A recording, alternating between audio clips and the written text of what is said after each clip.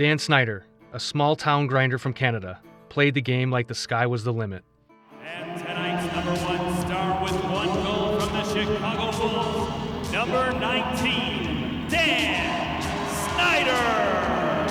Centered, it bounces up the far side. Here's Snyder, up right wing over the red line, shoots, he scores! With 45 seconds left, the Chicago Wolves have a 4-2 lead in Game 5. Far point Brown to the far circle. Brown left of the net. Center, Snyder, he scores! Throw your chapeaus! The hat trick for Danny Snyder, 5-1 Wolves. Dan Snyder earned the right to be on the ice during that power play. Congratulations again with your first professional hat trick. Well, we were just trying to pick the city of Chicago up today. They had a tough day. The Bulls lost, and the Bears lost a tough one too, so we figured we'd salvage the day.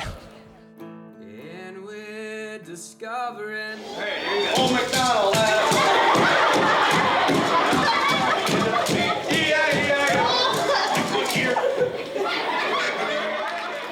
Deeper we go. Dan lost his life on October 5, 2003, after suffering massive head injuries in a single car collision days earlier. He was 25 years old. It hit hard. Dan was a really good friend, and so was Dan Healy. In fact, I was down at training camp with the Thrashers, and the night before I left, me, Heater, and Snides went to dinner. Had dinner, and I said, "Good luck, guys. Snides, hope I don't see you. I think you're going to be here. Hopefully I won't see you." Hugged them both, get up the next morning, came back to Chicago. Well, it was a couple days later, and reading the transactions, whatever, and I see that Benny Simon is getting sent down to us. So, oh, well, that's a bummer for Ben. So I get a phone call that night, and I look on my cell, and it's Ben Simon. So I go, "Yeah, bud, I heard you're coming." He goes, "Case, Snides was in an accident tonight." And I go, "What?" And I mean, it got worse from there. I mean, there was a time Don Waddell came, we had a preseason game or something, I think, and everybody's asking, "How's Snides, how's he doing?" "Well, they think he may have turned the corner, and we were thinking really good things, and next thing I know, he's gone." Ladies and gentlemen, on Sunday, October 5th, Dan Snyder, a dear part of the Wolves family, passed away. Dan inspired us all. His heart, tenacity, and determination made him a natural leader on the ice as well as off.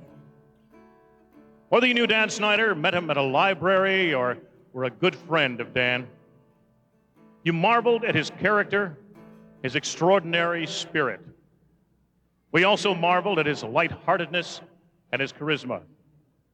He tirelessly dedicated his energies to being the best he could be, as a hockey player, as a role model, as a teammate, and as a friend. Tonight, the Chicago Wolves pledge to remember Dan Snyder and all that he represented as we dedicate the 2003-2004 season to the memory of a great young man, Dan Snyder. It goes to show the quality, integrity, and the personality of people who participate in the game of hockey. After Danny had his unfortunate accident, we at that time were affiliated with Atlanta, and they flew up the Atlanta team, and we flew up our team for his funeral. And one of the most memorable moments that I have in being involved in hockey was when the procession was from the airport to the funeral home. The streets were lined with young hockey players in their uniforms with their sticks, and as the procession passed by, they were all knocking, kids from the age of 4 to 14 were just lined up on the street paying their respects to a fallen hockey player. Each year, the Wolves honor his memory by presenting the Dan Snyder Man of the Year Award. He set the standard high for players, and tonight we're proud to announce the 8th annual Dan Snyder Man of the Year recipient, awarded to a Wolves player who has gone above and beyond in giving back to the Chicago area community and to the fans. The Wolves are proud to congratulate number 13, Mike Davies, for the second year in a row. He was a great kid, a guy that I loved dearly, and always had a smile on his face, was always into some kind of trouble in that dressing room, doing something to somebody.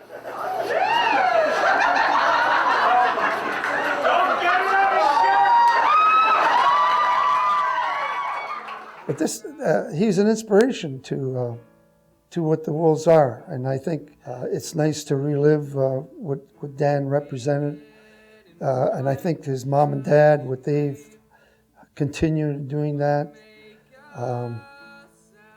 Yeah, he was a special person. And when they catch fire,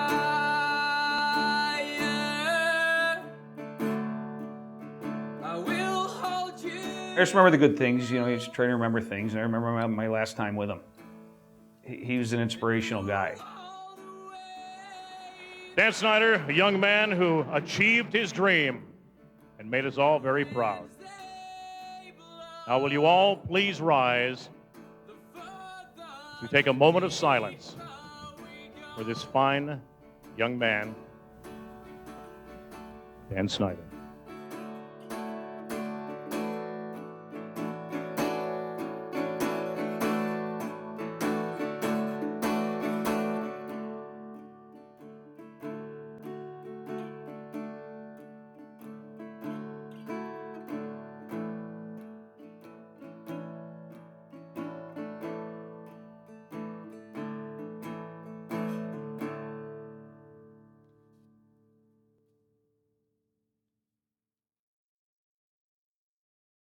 Tune in next time as Daring Greatly continues to chart the history of the Chicago Wolves in this exclusive docu-series.